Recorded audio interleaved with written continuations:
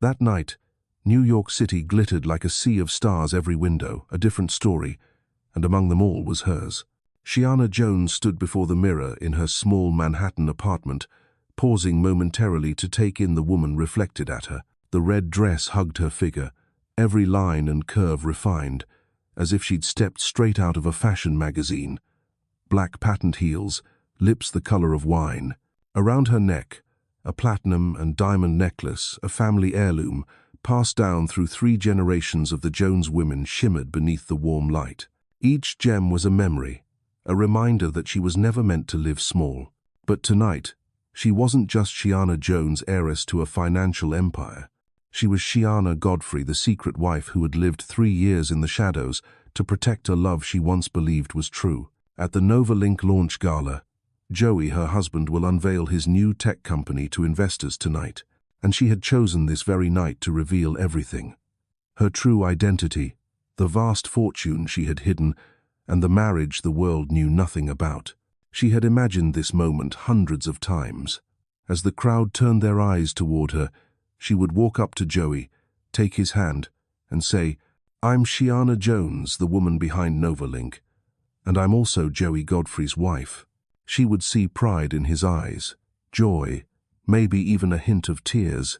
He would understand that she wasn't there to take his spotlight, but to stand beside him as equals. From her apartment window, she looked out over the city. The glow of the skyline merged with the stars. This city had once terrified her, made her feel lost, but not tonight. Tonight, she believed their love was strong enough to prove everything. She remembered what her grandmother had told her before she passed the formidable woman who had built half the Jones empire. "My dear, some men love what you have, not who you are. You must learn to distinguish between the one who takes your hand and the one who takes the keys to your vault." Back then, Shiana had laughed. She thought her grandmother was just being cynical. Joey was different, simple, passionate about technology, a dreamer who dared to start from nothing. He once told her, "I don't need money, as long as you believe in me." And she did. She believed so deeply that she left her family, abandoned her graduate thesis, and left her world behind to become his foundation. Her phone buzzed. A message appeared. "Joey, come later. Doing a sound check. Love you." No emoji. "No, are you ready?" But she smiled anyway. He was nervous about the launch, she understood. The limo arrived right on time. The driver held the door open politely. The early October air bit at her skin, but her heart was warm, like a candle about to be lit. On the way, she checked her purse and pulled out the gold-embossed invitation. Joey Godfrey, founder and CEO of NovaLink Technologies. At the bottom, in smaller letters, she had secretly added that morning, "Special guest, Mrs. Shiana Godfrey." She couldn't wait to see his face when he noticed her name beside his. The car stopped at the Franklin Hall, a gleaming glass tower in the heart of Manhattan, blazing against the night. The entrance was filled with luxury cars, photographers, and VIP guests. As she stepped out, no one knew her, yet heads turned. There was something about her presence that set her apart. Inside, the ballroom shimmered with soft music, the clinking of glasses, the hum of ambition. She spotted Joey across the room, deep in conversation with investors. He looked radiant, confident, the smile that had once made her fall in love. She started toward him and then froze. From the corridor behind him, she heard his voice, low and careless. "She's so naive. She has no idea." The words floated out, followed by a soft laugh, a woman's laugh. Instinct told her to stop. Her heels clicked softly on the wooden floor as she followed the sound. The lounge door was ajar. Laughter spilled out, a laugh she had heard every morning, now suddenly sharp and cold. "You're cruel," the woman teased. "She won't suspect a thing, will she?" "No. She thinks tonight is the biggest night of our lives. You really are a master of performance." Shiana's hand trembled. She pushed the door open. The scene sliced through her like a blade. Joey, the man she loved in an unbuttoned shirt, kissing the neck of Lissa Finch, his assistant. Champagne on the carpet, clothes disheveled, the music from the ballroom distant, like from another world. Joey turned. Their eyes met. For one frozen heartbeat, everything stopped. She didn't scream. She didn't cry. She just looked. "Shiana, you're early." His voice held no panic, only irritation, as if she'd interrupted a rehearsal. Lissa straightened her dress, smirking, her lipstick still smudged. Shiana couldn't speak. She stepped back. "Sorry for interrupting." The door closed behind her. The noise of the gala rushed back in. She stood in the hallway, bathed in golden light. Her hands clenched so tight her nails dug into her skin. She took a champagne glass from a passing waiter and drained it in 3 gulps. The bubbles burned. Around her, people laughed, toasted, praised Joey Godfrey, the man of the future, and she, the woman in red amid the glittering crowd, had only one thought echoing through her mind. "I came to crown him, but only a traitor sits on the throne." She couldn't remember leaving the party. When she finally noticed, she was walking down the street, city lights blurred by tears she hadn't realized were falling. The cold wind seeped through her dress. The diamond necklace felt heavy, so heavy it seemed to choke her. Her mind was empty, yet inside that emptiness was a sound, a clean, sharp crack, not glass, trust. When she reached the apartment, the space that had once been their home felt foreign. Her unfinished painting sat on the table beside Joey's notebook. She sat down and opened it, really read it, for the first time. Among the messy scribbles, something made her chest tighten. Tucked between 2 pages was a bank receipt, a transfer to an overseas account. Recipient: L. Finch. Then more receipts. She began to piece it all together, the late meetings, the investor dinners, the excuses.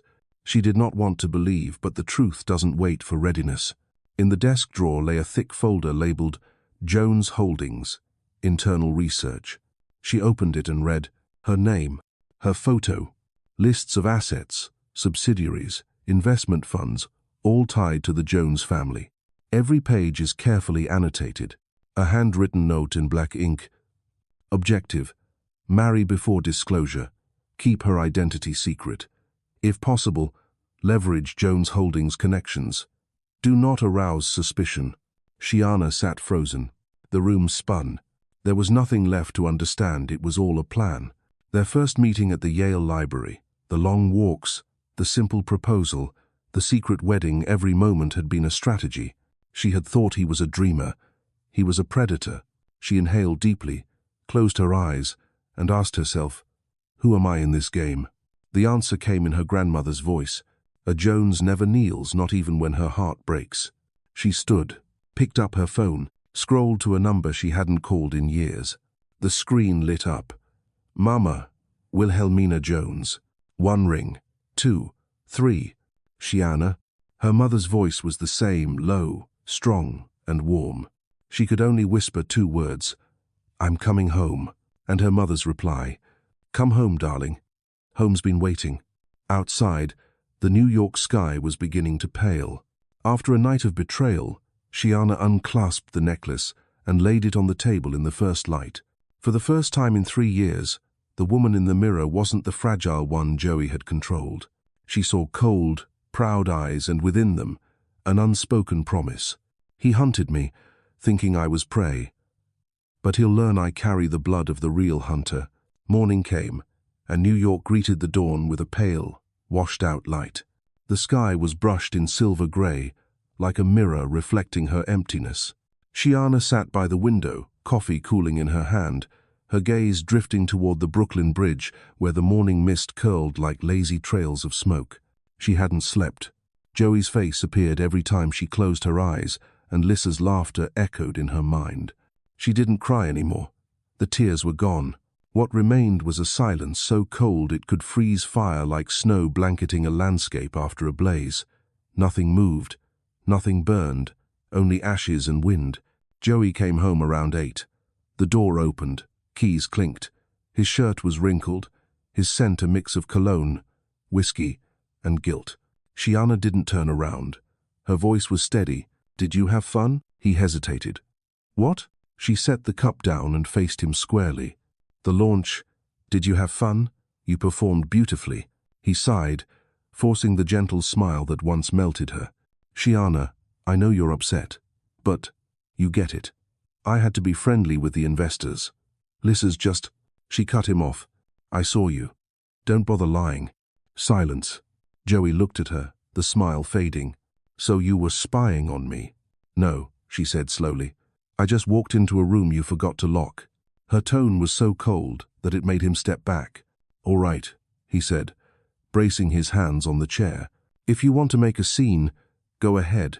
But think about what that'll get you. Do you want the press to know? Do you want your family to see how weak you've become? She said nothing, but a thought echoed in her. He's not afraid of losing me. He's scared of losing his image. She rose and walked into the office. Joey thought she was leaving until she returned, holding a thick folder. What's this? She asked. What do you mean?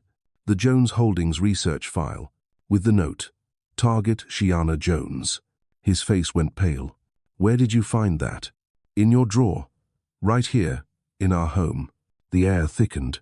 She looked at him, not angry, just hollow. Joey, I loved you with everything I had. But what you loved wasn't me. It was the money, the Jones name, the power. Joey let out a small, crooked laugh. Come on, you were born rich. I came from nothing. I just wanted to even the score. Her eyes glistened not with tears, but with realization. He wasn't sorry. He believed he was right. Even the score. By destroying the only person who believed in you. I'm just playing by the world's rules. The one with the money wins. Shiana pressed her lips together, walked past him, and opened the door. Get out of my house. He froze. What?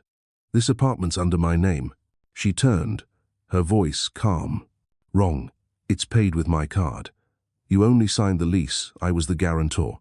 You have 3 hours to leave. He searched her face, looking for the softness he used to manipulate. But she was gone. You're destroying yourself, he murmured. No, I'm saving myself. She walked into the bedroom and shut the door. Joey stood in the living room, staring at what used to be their home, now nothing more than a stage after the curtain had fallen. When the front door finally clicked behind him, Shiana sank to the floor, head tilted back against the wall.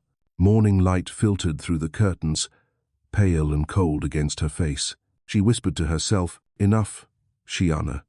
Enough to die once for love. That afternoon, she went to NovaLink's headquarters, where Joey held a press conference to celebrate the launch's success.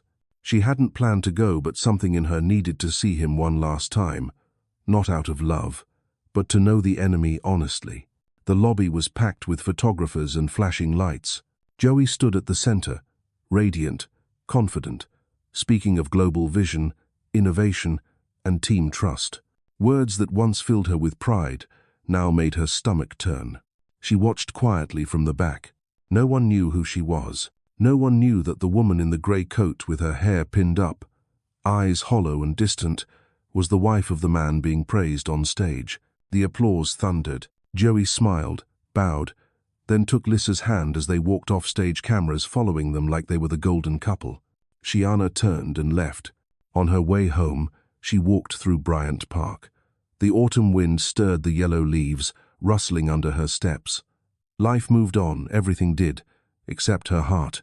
She sat on a bench, took out her phone, and opened her banking app. Her fingers trembled as she typed the password. Then she froze. The balance had dropped, not much, but enough. Joey was already moving the money. In that instant, every piece fell into place. He never loved her. He had studied her. He married her to win her trust, then her wealth. The truth cut deep, yet strangely, she didn't feel pain, only cold. Shiana took a deep breath and stood. Back home, she gathered every document, receipts, bills, contracts he'd asked her to sign. She stacked them neatly into a folder, sealed it, and set it on the table. She knew what she had to do next.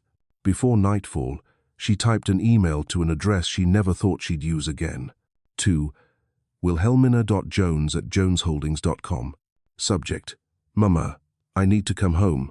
Just 4 words, nothing more. But within them lay all the shame, sorrow, and a flicker of hope. 30 minutes later, the phone rang. Her mother's voice came through steady, low, as if she'd known all along. Shiana, where are you? In New York. I was wrong, Mama. No, you only loved the wrong man. The wrong is his. Come home, darling. Tonight. Shiana didn't answer. She just nodded, though her mother couldn't see. Before leaving the apartment, she looked around one last time. Every corner held a memory pizza on the floor. Joey's laugh over morning coffee, his voice saying, "It's not as good as yours, but drink it anyway." Those moments now felt like scenes from an old, broken film. She grabbed her suitcase and stepped outside. The Manhattan sky had darkened, streetlights casting a golden glow on her face. As the taxi pulled away, she opened the window, letting the wind rush in, carrying the first taste of freedom in 3 years. In the distance, the city shimmered millions of tiny lights belonging to people who still believed in love, in dreams. But Shiana Jones knew she no longer believed in miracles tonight, nor did she fear their absence. As the car left the city behind, she sent one final message to her mother. "I'm on my way home, Mama." Outside, the city lights faded into the dark. In Shiana's eyes, there was a new light for the first time, not of love, but of awakening. Cold, but true. And somewhere deep inside, a quiet voice whispered, "Tomorrow, a Jones will rise." The road back to Connecticut felt longer than she remembered. The car sped through the night, past forests tinged with gold autumn's quiet arrival. Outside the window, fog clung to the glass like the breath of memories, thick and unwilling to fade. Shiana sat still in the back seat, the glow of streetlights cutting her face into fleeting fragments. Each flash of light seemed to slice away a different version of herself, the naive girl, the trusting wife, the woman who had wept all night for a man who betrayed her. Now, all that was left within her was silence. No tears, no anger, only an apparent, steady certainty she needed to return to where it all began. In the distance, the iron gates of the Jones estate emerged through the fog, the family's silver rose crest gleaming faintly, a symbol of a dynasty that had endured for over a century. The driver stopped. She stepped out, standing motionless before the closed gate. 3 years ago, she had left this place in fury. She had wanted to prove she could live without the Jones name, that love could define her better than blood. But love had abandoned her, and now, the only arms left to return to were the ones she had once rejected. Would they see her as the prodigal daughter, or a ghost crawling back from the ashes? From afar, the mansion lights flickered like a lighthouse through the mist. The gates creaked open slowly, as if exhaling the breath of the past. Raymond, the family's longtime security chief, stood waiting. He bowed slightly, his voice deep and warm. "Welcome home, Miss Jones." The words Miss Jones tightened her chest. She nodded silently. The car rolled forward beneath a canopy of maple trees, until the manor appeared, grey slate roof, tall windows, the glow of the drawing room spilling golden light onto the old stone path. It looked both foreign and familiar, as if she had left in another lifetime, and was now returning to meet the ghost of herself. The front doors opened. Wilhelmina Jones, her mother, elegant and formidable, stood in the doorway. Still poised, still regal, eyes sharp as ever. But tonight, those eyes softened.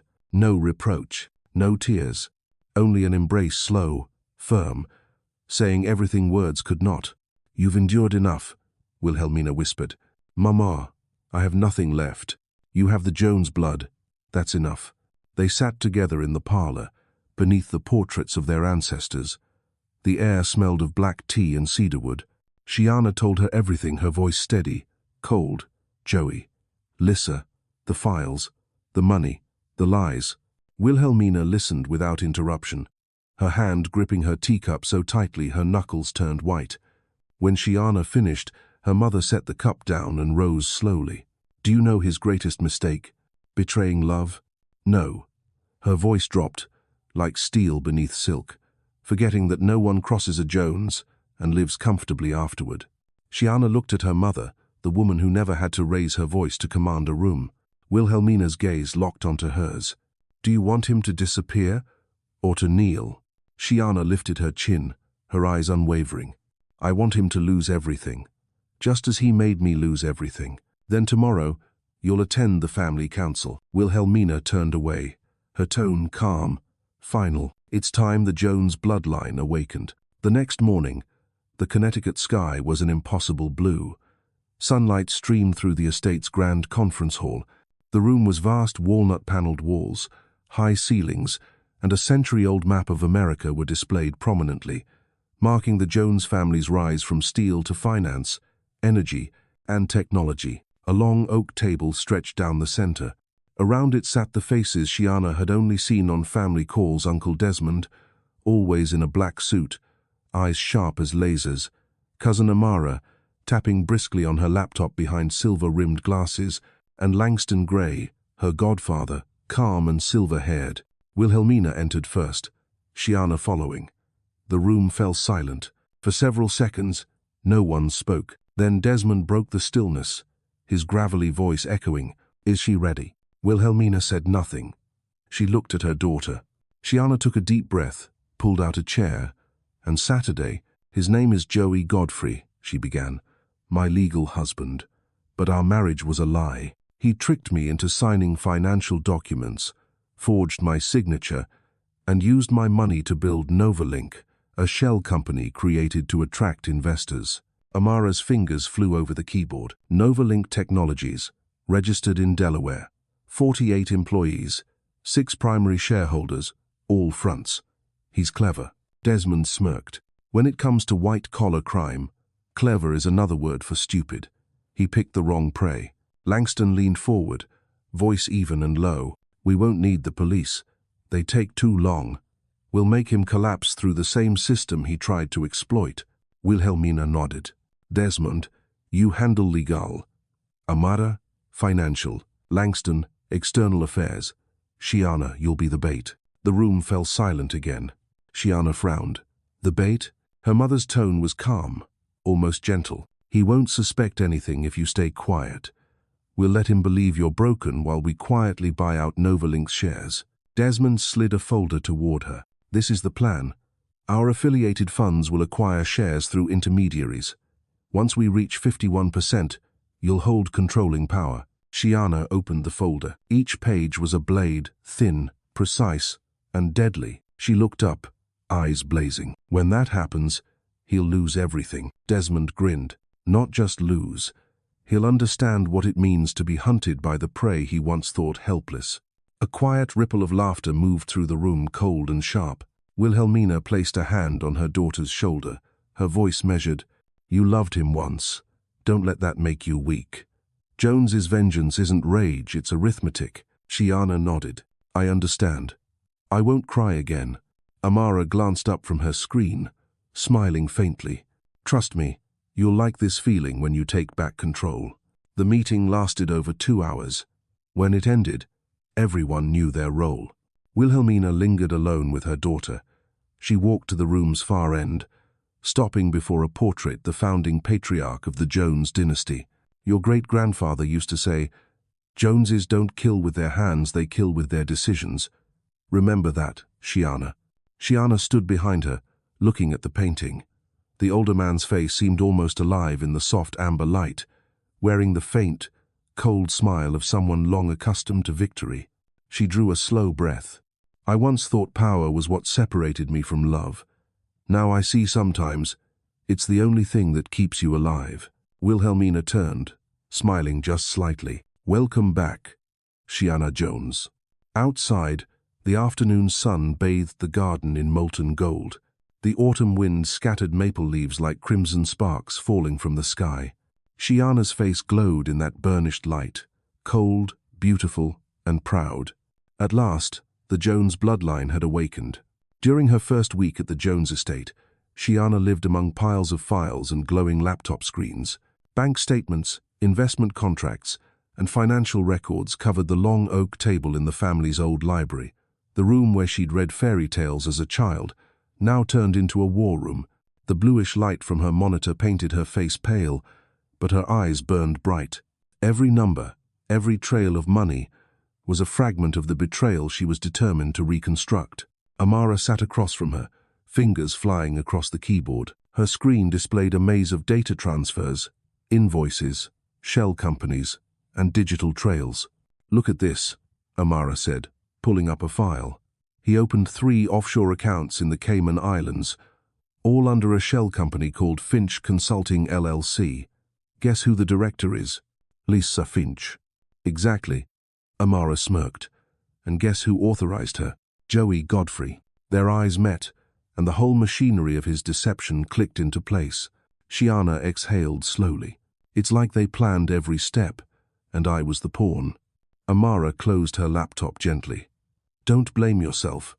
Manipulators are experts at making their victims think it's their fault. Your job now is to turn their own creation against them. The library doors opened. Desmond entered, carrying a leather folder. Latest update from legal, he said. Joey's negotiating with Greystone Capital to sell 30% of NovaLink. If he closes, he'll have enough cash to disappear. Shiana looked up. How long? A week. 10 days at most. Amara frowned. If he sells, our plan's dead. No, Shiana said, rising to her feet. We just have to move faster. She stepped into the sunlight streaming through the tall windows. Her face glowed with a new light, not fury, but focus. Can you stall Greystone? Desmond's lips curved into a sly grin. A few calls in the right places? Consider it done. But we'll need more than delay. I'll take back what's mine, she said, in the only language he understands, money. Langston appeared in the doorway, a glass of wine in hand, smiling like a man who had survived a lifetime of financial wars. You're starting to think like a Jones, Shiana. But remember, Joneses don't strike in anger. We calculate in silence. I know, she said, and I've been silent long enough. Langston raised his glass slightly. Then tonight, the hunt begins. That evening, they gathered around the long walnut dining table, her first family dinner in 3 years. Wilhelmina sat at the head, her gaze soft but steady as she lifted her glass. To my daughter, who has learned the most expensive lesson in this world. The weak are devoured, but a Jones is never devoured. Shiana raised her glass. Their crystal chimed softly, red wine glinting like blood and fire in her eyes. That night, she didn't sleep.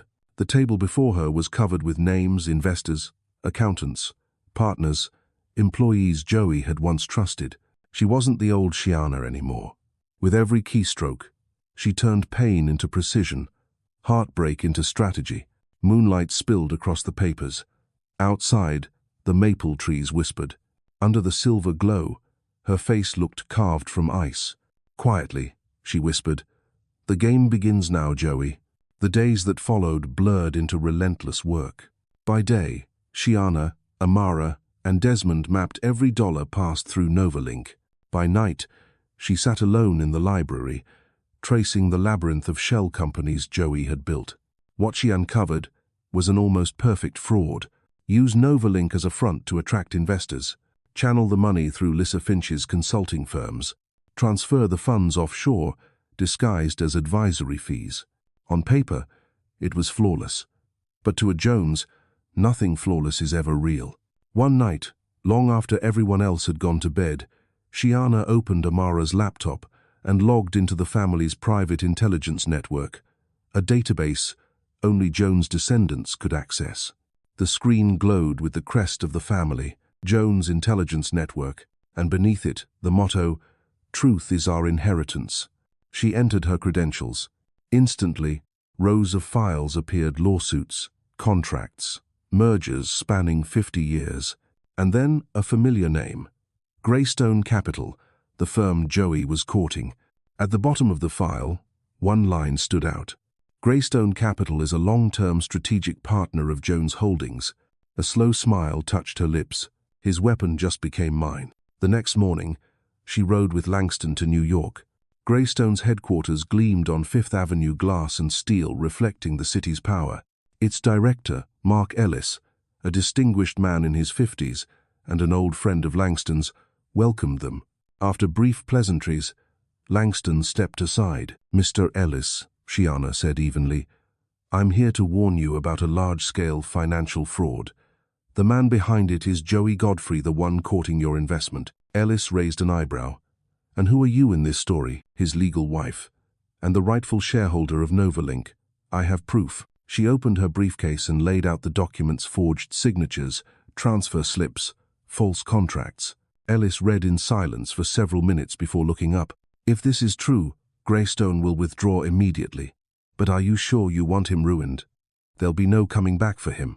"I don't need him to come back," she said. I need him gone. Ellis studied her a moment, then smiled faintly. You really are Wilhelmina's daughter. On the drive home, Langston chuckled. I've never seen anyone silence Mark Ellis that fast. I didn't silence him, Shiana replied. I just told him the truth. Word spread through Wall Street 3 days later. Greystone Capital had officially withdrawn from the NovaLink deal, citing potential financial risk. Joey exploded. He couldn't understand how everything was unraveling, stocks plummeting, investors fleeing. Meanwhile, in Connecticut, Shiana received an email from Amara. Subject, 37% done. Message, we've acquired 37% of NovaLink shares. Continue. Shiana read the message, the corner of her lips curving upward. 14% more, and he'd belong entirely to her. That evening, Wilhelmina entered the library, finding her daughter still working under the lamp's golden glow. You've changed, she said softly. I just learned to survive in their world.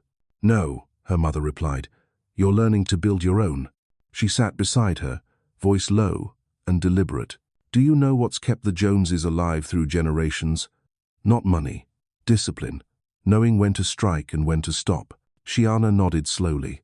I'm not ready to stop, not while he still stands on the foundation I built. Wilhelmina smiled, faint, proud, dangerous. Then go, Shiana. Take it all back. Shiana turned toward the window. The night sky mirrored in her eyes, deep and endless. Alone in the quiet, she whispered, Joey, you taught me how to play. Now I'll teach you how to lose. Outside, the autumn wind rose, scattering leaves across the courtyard.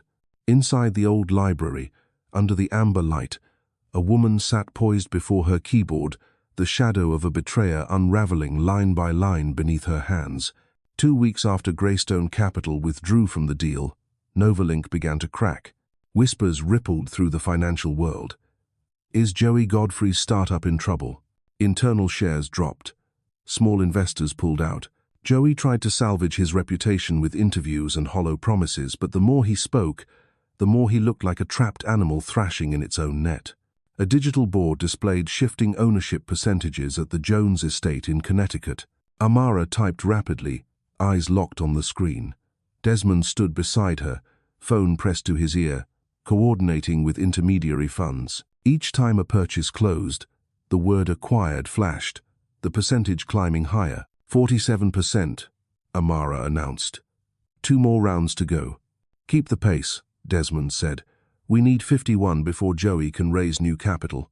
Across the table, Shiana sat poised in a slate-gray suit, her hair pinned high, her face aglow under the amber light. She said little, only watching each transaction like a hawk. Her finger tapped the table, a slow, deliberate rhythm, the rhythm of a countdown to reckoning. Langston entered with a steaming cup of coffee.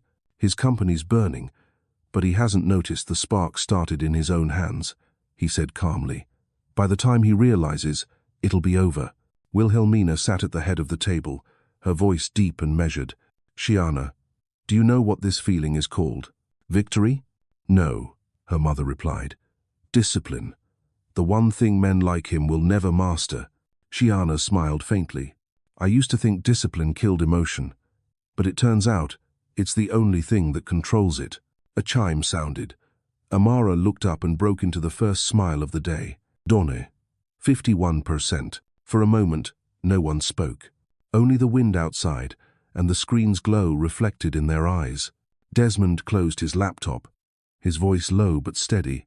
From this moment, NovaLink is no longer Joey Godfrey's. It belongs to Shiana Jones. Wilhelmina placed a hand on her daughter's shoulder. He took your dignity. Now, you reclaim the dignity of the entire Jones line.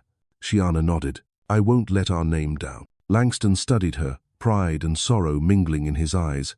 When you face him, don't let satisfaction cloud your mind. You're not there to gloat. You're there to teach him the lesson he'll never forget.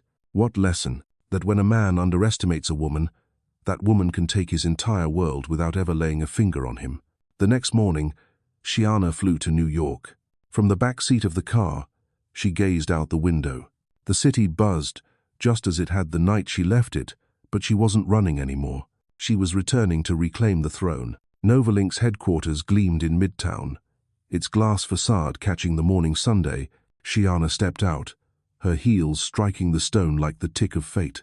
The doorman hesitated at her familiar face. Familiar, yet transformed. "You'll know who I am soon enough," she said softly, striding into the elevator. 47th floor, the boardroom. The doors slid open to reveal dozens of people seated around a long table. At the head, Joey stood mid-sentence, pitching a plan to restructure and save the company. She walked in before he could finish. "Sorry, I'm late," she said. Her voice was calm, but it filled the room. Heads turned. Joey froze, his eyes widened. "Shiana." She walked to the table, placed her bag, and sat across from him. Desmond, Amara, and Langston entered behind her, handing documents to the board's secretary. The chairman, an older man with silver hair, adjusted his glasses. "Ladies and gentlemen, may I introduce NovaLink Technologies' new controlling shareholder, Mrs. Shiana Jones." The air went still. Joey shot to his feet, his voice cracking. "What?" Shiana met his gaze. "I've acquired 51% of NovaLink, which gives me every legal right to this seat." He looked around, desperate for someone to object, but no one spoke. "That's impossible. You don't have the money. Did you forget who I am?" An assistant wheeled in a projector, the screen lighting up with a chart of shareholders, ownership percentages, and signed documents. At the top, Shiana Jones, 51%. Joey staggered back, speechless. Desmond stepped forward, dropping a folder onto the table. "Here's proof you forged signatures and laundered funds overseas, and here your shell companies, all under Lissa Finch's name." Amara pressed a button. Contracts filled the screen, complete with signatures and timestamps. "You deceived shareholders and exploited Mrs. Jones' trust," she said coolly. "The board will vote now." Hands went up swift, certain. Joey looked around, realizing not a single one was raised for him. "The result," the chairman declared, "is unanimous. Joey Godfrey is hereby dismissed as CEO, and all executive authority is transferred to Mrs. Shiana Jones." Silence hung heavy enough to hear the breath of every person in the room.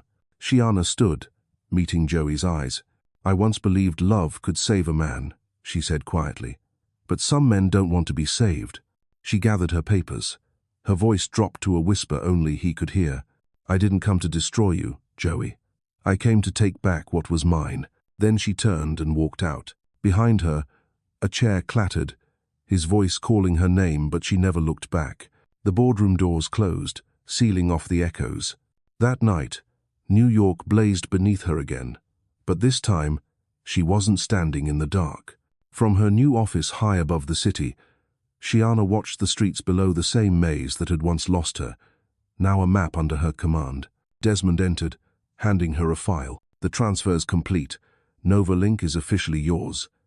As for him, I don't care where he goes," she said softly. "He chose his road." Amara followed, setting a cup of black coffee on the desk. "You did well. The board actually respects you now." "I don't need their respect," she replied. "I just need them to know I'm not the woman they can dismiss." Langston nodded. "Today you didn't just defeat a man. You defeated the woman you used to be." She smiled faintly. "Maybe so, but it doesn't feel like victory, just emptiness." Wilhelmina entered, wrapped in a long coat, her eyes warm but commanding. "You just reclaimed an empire. Don't let it reclaim your heart. Don't let vengeance become your home." "I won't," Shiana said. "I'm not angry anymore. I refuse to forget." Her mother took her hand, voice low and sure. "You did what every wounded woman dreams of. You stood up and didn't need saving." For a moment, Shiana felt her spirit clear, every tear, every humiliation, every ache distilled into quiet strength. She was no longer the victim. She was the power. She turned to the window, the lights below pulsing like 1,000 heartbeats. "You wanted the world, Joey," she whispered, "but you forgot that world was built on my name." Her gaze shifted to the new logo mounted on the wall. Jones Meridian Technologies. No more NovaLink, no more deceit. Only a name, hers, her family's, and the truth. She closed her eyes and drew a deep breath. She felt light for the first time in years, as if the air had forgiven her. "At last," she murmured, "I've come home to myself." Outside, New York pulsed with its restless rhythm. But high above it all, a woman had reclaimed her life through intellect, resolve, and the quiet steel born only of a broken heart. The takeover was complete. But for Shiana Jones, it was only the beginning of a new empire. That afternoon, Shiana returned to Manhattan. The apartment at Riverview, still perched on the 28th floor overlooking the East River, stood silent, its windows catching the light from the water like a sea of false stars. It had once been home. Now it was just an empty shell, the tomb of a woman who no longer existed. The door creaked open, releasing a faint breath of memory. The familiar scent lingered, morning coffee, Joey's cologne still ghosting through the air. Everything was exactly where she'd left it. The cream sofa, the white curtains, the half-filled bookshelf. Only one thing had changed: her heart no longer belonged to this place. She walked through each room, fingertips grazing the life she'd outgrown. The wedding photo from Las Vegas shows the two smiling in front of a tiny chapel with no flowers and no guests. Back then, she'd thought it was romantic. Now, it just didn't look very reasonable. She slid the photo from its frame, folded it once, and dropped it in the trash. No tears, only a long, steady breath, like pulling out a needle that had been lodged too deep for too long. On the dining table sat Joey's old coffee mug, faintly marked with his lips. She lifted it, turned it slowly in her hands, then set it down without a sound. "You once said this place was the beginning of us," she whispered, as if he might still be in the room. But it was really just the end. Late sunlight poured through the windows, bathing everything in gold. In the reflection, she saw her face, the same features, but her eyes transformed. No longer clear, but sharp, alive, the eyes of a survivor. She opened the closet. Dresses hung neatly by color: white, beige, and then red. The red dress, the one she'd worn the night of betrayal. It hung there like a wound that never quite healed. She took it down. The fabric still smelled faintly of perfume and champagne. She remembered the hallway, the gold light, the cold laughter. She's so naive. She knows nothing. A chill rose through her, but instead of pain, she smiled faintly. "You were wrong, Joey. She knows everything now." She hung the dress back up, pinning a small note to the hanger. 4 words: "It ends here." Then she closed the closet and stepped onto the balcony. Below, New York pulsed with light and sound, a living organism that never slept. The wind lifted her hair, cool with November's breath. She stood still, listening to the rhythm of her heartbeat, slow, steady, new. Her phone buzzed a message from Joey's old number. "I just wanted to say, I'm sorry." She looked at it, said nothing, and pressed delete. When the deleted message appeared on the screen, she felt lighter than she had in years, lighter than forgiveness. Night fell. Shiana began sorting through every drawer and every box. Each item went into one of 3 piles: keep, discard, or return. Nothing of value remained except a few paintings she'd once made. One showed a landscape in Connecticut, red maples, and a house in the distance, the home she'd left. She rolled it carefully and placed it in her suitcase. By 11, the apartment was bare. No photos, no trace of us. She lit a single candle on the dining table. Its flickering light danced on the wood like a trembling memory. "I gave everything I had," she murmured, voice soft but steady. "I lost everything. And that's all right. Because maybe you have to lose it all to learn what was truly yours." A knock sounded. It was Raymond, the family's trusted driver and guardian. "Everything all right, Miss Shiana?" "Better than I expected." They carried her suitcases to the car. Before leaving, she turned again to the room, the witness of her tears and laughter. Now it stood empty, yet strangely peaceful. Before turning off the lights, she left the red dress in the center of the room, illuminated by candlelight. Not to burn, not to forget, but as a marker, a testament to a chapter that had finally closed. She whispered, as if to the woman she used to be, "Thank you for loving, even when it was wrong. Thank you for believing, even when it was foolish. From now on, I won't need saving." The door clicked shut behind her, a slight sound, yet it echoed inside her like thunder. Raymond opened the car door. She stepped in without looking back. The car rolled through familiar streets. City lights slid across the window like a river of memories flowing away. Shiana leaned back, eyes closed. Behind her eyelids, she saw no apartment, no Joey, no past. Only the image of a sunrise breaking over the Connecticut horizon, where her new life waited. "I didn't leave because of hate," she whispered. "I left because my part in the story is over." Outside, dawn began to bloom. Light touched her face, calm, free, quietly radiant. The betrayed woman was gone. All that remained was Shiana Jones, a woman entirely her own. 3 days after Shiana officially took control, the sign outside NovaLink headquarters was replaced. That morning, as employees arrived, sunlight caught the letters newly carved into steel: Jones Meridian Technologies. No old name, nor deception, only one, the emblem of truth and rebirth. The staff murmured among themselves. Some were uneasy, some sighed in relief. A few quietly wept. In the boardroom on the 50th floor, Shiana stood before them, calm, sharp-eyed, her voice soft yet ringing like glass struck by steel. "I know you're afraid. You think I'm here to fire you, to purge what's left. But I didn't come to destroy. I came to rebuild." Silence filled the room. She paced slowly, each step deliberate, like a woman finally stepping onto the stage she was born to command. "This company was built on lies," she continued, "but I believe there are still honest people in the cracks of those lies. You didn't work for Joey Godfrey. You worked for your own dreams. And today, I want to give those dreams back to you." A young man stood up. "Mrs. Jones, we just want to know if we still have jobs." Shiana smiled gently. "If you work with integrity, you don't just have a job, you have a future." She gestured toward the screen behind her. It lit up with the new company motto: "Innovation with Integrity."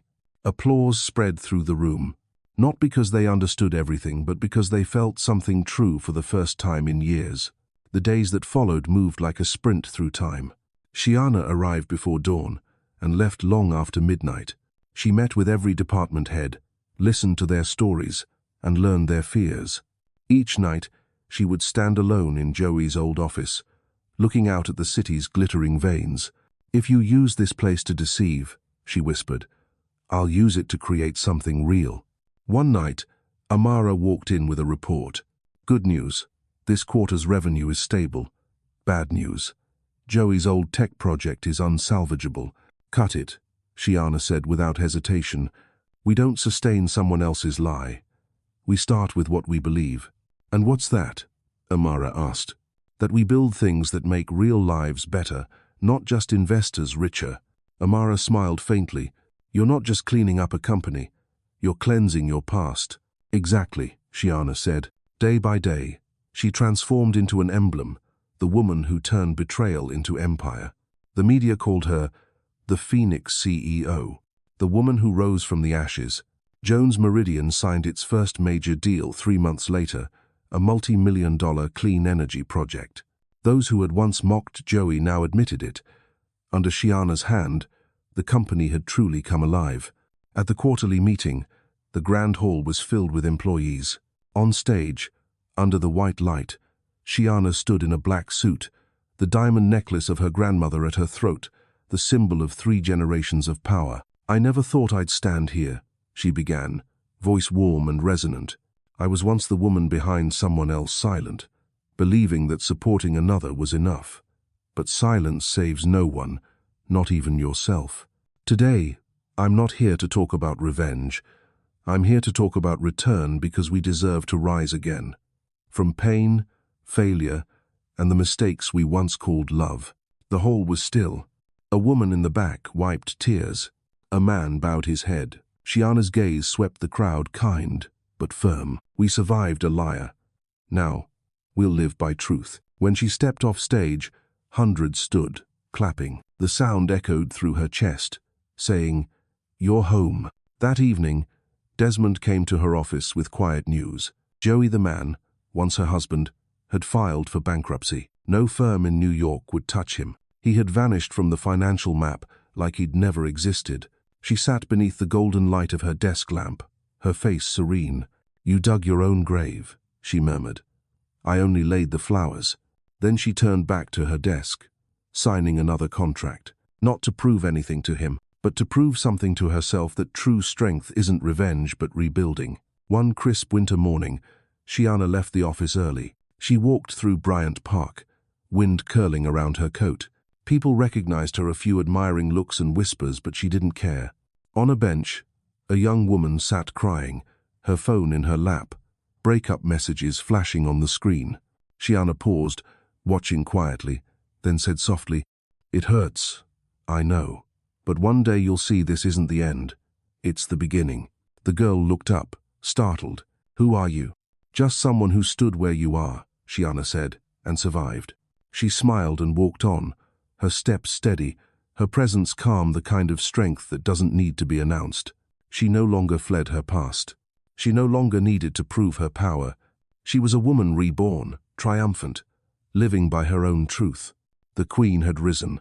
A late winter afternoon settled over Fifth Avenue, snow drifting softly through the air.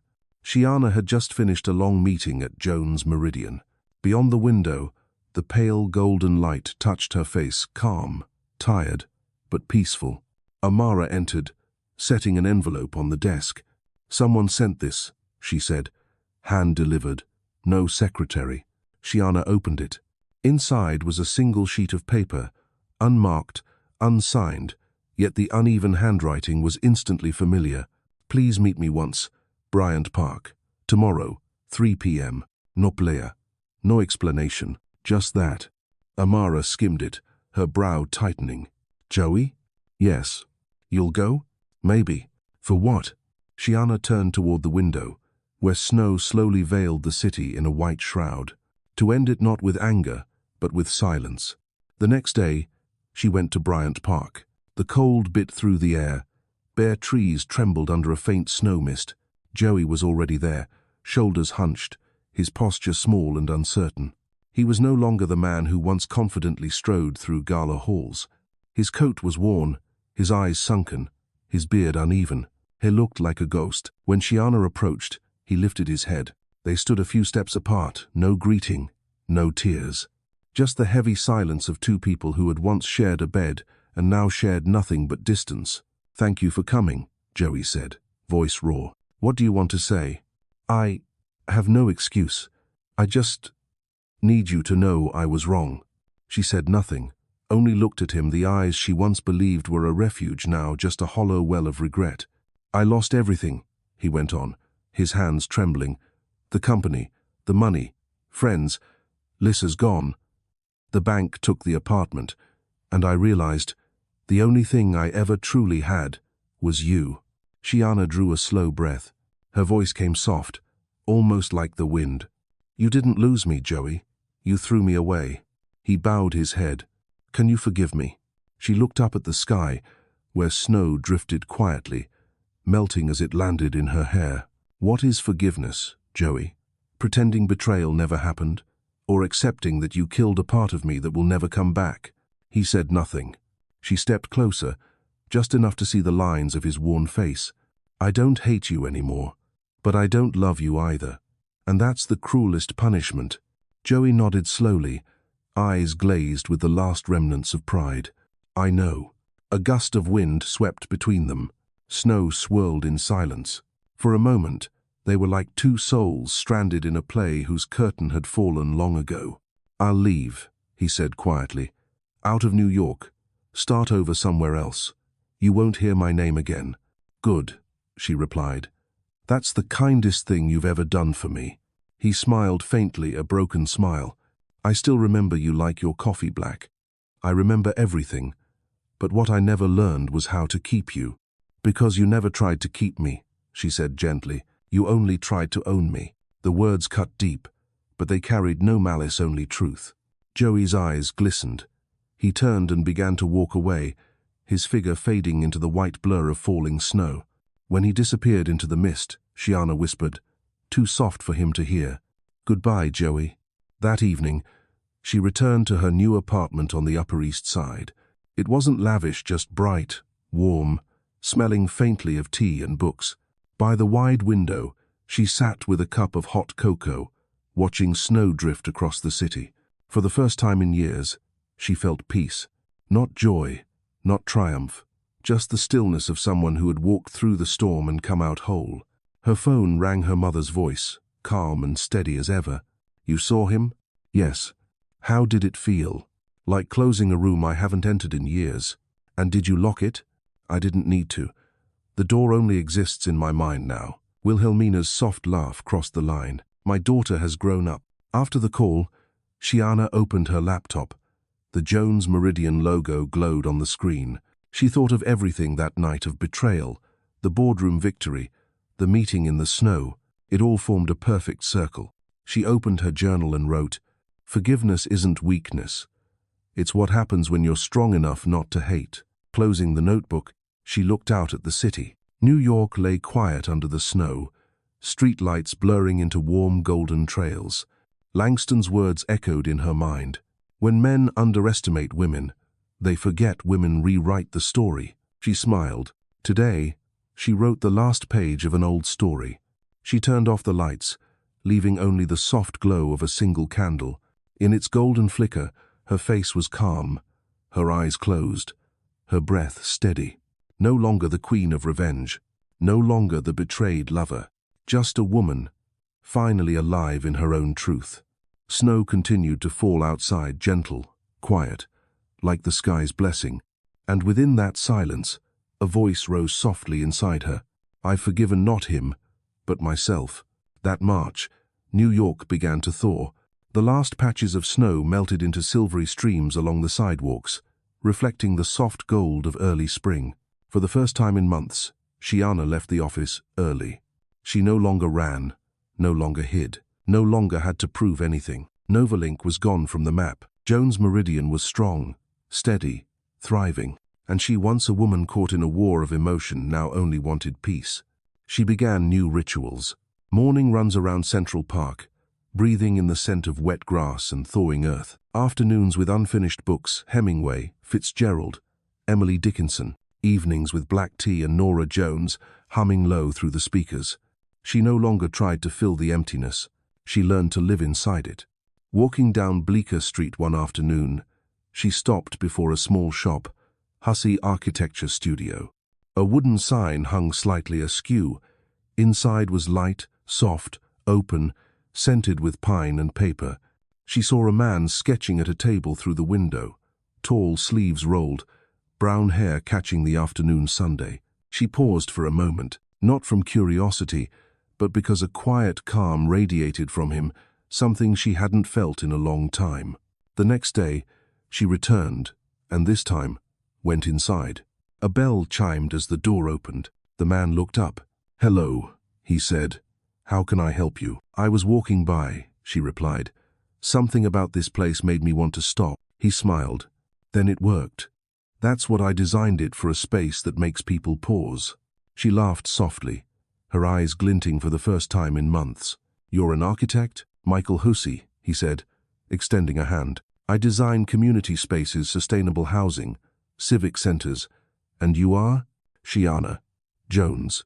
He looked up, a flicker of recognition. "Jones? Jones Holdings. I've read about you. Your story is impressive." She gave a slight shrug. "Impressive or tragic depends who's telling it." He smiled, a quiet, steady smile, not pitying, not curious. "I'd say impressive, because you're still standing." In that instant, Shiana realized she was being spoken to like a person, not a symbol, not a CEO, not the woman who'd been betrayed, just a woman learning how to smile again. They began to meet occasionally after that. Morning coffee at a corner cafe, afternoon walks through art exhibits, a rainy evening under a shared awning, talking about small things, the smell of wet wood, the sound of the night train. Michael didn't pry. He didn't try to fix her pain, didn't offer promises. He was there quietly, respectfully, like a witness rather than a savior. And in that silence, Shiana found what she had needed all along. One night, they sat on the stone steps outside his studio, sipping hot cocoa. Michael said, "People think strength means never falling. I think it's standing up again without turning bitter." She looked at him, the streetlight reflected in her eyes like ripples on water. "Have you ever fallen?" "Who hasn't?" he smiled. Maybe I was lucky I never lost faith in people. She was quiet, then murmured, I'm learning that again. And you're doing well, he said gently. You're still smiling. This time, she smiled for real. Not out of politeness, not out of habit, but from somewhere deep and soft inside. Spring came fully to the city, cherry blossoms blooming late across Central Park. Shiana and Michael saw each other more often, but never named what it was. Neither called it love. It was simply two people finding each other at the right moment, one relearning trust, the other patient enough to wait. One weekend, they worked together on a community housing project in Brooklyn, one of Michael's designs. He introduced her to the families, the children, and the elderly residents. Watching them, Shiana's expression softened. I've spent so many years in a world of money and power, she said quietly. I forgot what the real world even looked like. Michael glanced at her. Then maybe you're finding it now. She smiled. Maybe. Thanks to you. They sketched plans on a large wooden board, their hands dusted white with chalk. At one point, he teased, You've never done hands-on work before, have you? Not until today. How's it feel? Tearing. But, good. He looked at her, eyes warm enough to make her turn away. You don't have to prove anything anymore, Shiana. No one can make you small again. The words sank deep, not as comfort, but as truth. For the first time, someone saw her as she was now, not as the shadow of who she'd been. One late afternoon, after finishing their plans, they sat by the window of a small cafe. The breeze carried the scent of roasted coffee and the hum of an old jazz tune. Michael's voice was soft. Do you think you'll ever love again? Shiana gazed out at the street, where sunlight caught the leaves like glass fragments. Love, she said, smiling faintly. I don't know. I think love isn't something you go looking for. It finds you when you're finally ready. He nodded. And are you ready? She turned to him, meeting his gaze. Maybe. I'm learning to be. They didn't kiss. There were no promises, only a look long, quiet, steady, like the surface of a lake after the storm, calm, luminous, needing no moon to shine. Back home, Shiana opened her windows to the spring air that night. Her black tea and the small candle she always lit sat on the table, but the air felt different, lighter, warmer, full of quiet hope. She opened her journal and wrote, Not everyone who enters your life leaves a wound. Some arrive only to remind you that your heart still has room for peace. She lifted her gaze to the night sky, deep and dark, jeweled with stars above New York, and she knew the storm had truly passed. For the first time, Shiana Jones smiled not for the past, but for tomorrow. Summer came early. The New York sky was so clear it felt almost transparent. Morning sunlight spilled through the high windows of the Jones Meridian office, casting a gentle golden glow across Shiana's desk. She was signing her final documents before stepping away from the company. 3 years since betrayal, collapse, and rebirth. And now she knew. She had walked as far as her heart needed to go. You're really doing this? Amara asked, wide-eyed beside her. I am. Leaving? When everything's at its peak? Shiana smiled a quiet, unregretful smile. I don't want a peak.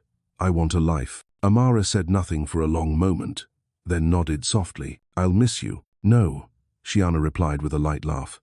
You'll find me in every decision you make, every time you choose what's right instead of easy. She closed her laptop, unclipped her CEO badge, and placed it beneath the silver logo engraved on the desk. Jones, Meridian Technologies.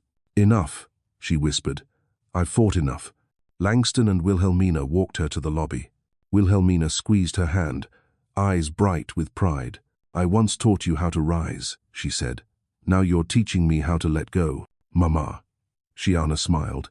This is the first time I'm living for myself. Langston's deep voice carried a trace of warmth. Every Jones eventually learns to live beyond the shadow of the empire. She hugged them, both eyes glistening but dry.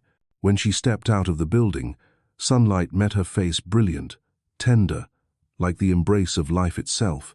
A week later, Shiana moved into a small seaside cottage in Maine, where the ocean breeze slipped through wooden shutters and the sky stretched wide, unbroken by towers. Each morning began with the sound of waves. No phone, No emails, no schedules, only peace, wind, and herself. She brewed coffee the first morning and sat on the porch, watching the sun rise over the water. The horizon turned rose gold, the sea shimmered like silk.